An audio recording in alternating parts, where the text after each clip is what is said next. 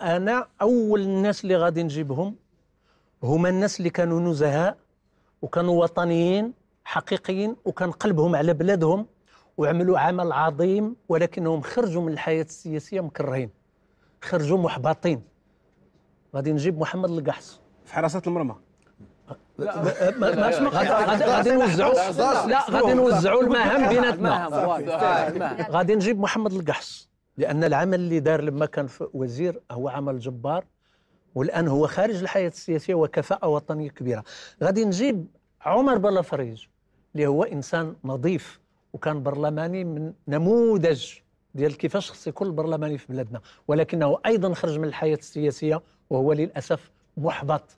وغادي نجيبه أيضا لأنه شخصية وطنية وفيه شروط ديال النزاهة وديال الوطنية.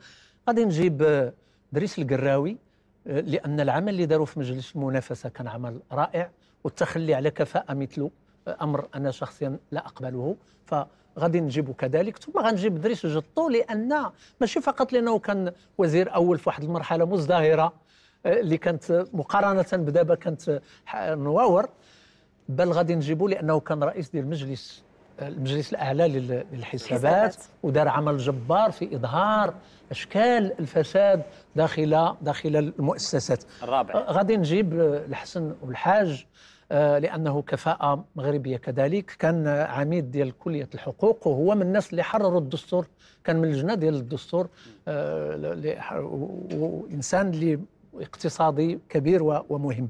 غادي نجيب نزهة الصقلي لأنها العمل اللي كدير، كانت وزيرة الأسرة أولا، غادي نردها عاود للوزارة.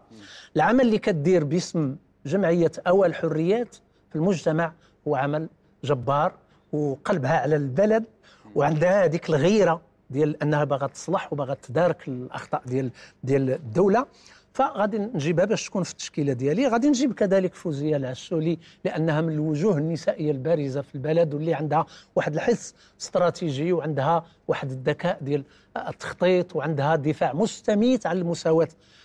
الإخوان والأخت راه بدون مساواة بين الجنسين عمر المغرب ما غادي يوقف على رجليه. السي محمد بن موسى اللي بغيتو يكون وزير، كنت كنتمنى لو كان وزير في هذه الحكومه الان، وكنتمنى يكون وزير في حكومه سابقه في حكومه مقبله. غنجيب صلاح الوديع لانه الرجل الوطني ايضا الذي يعني في حركه ضمير عمل جبار في التقارير اللي كتوصل ل 160 200 صفحه بشكل تطوعي باش تعمل عمل ديال تقرير ديال 200 صفحه من اجل بلادك ما خلصك حد. هذه هي كنعتبرها هي الوطنيه. ثم غادي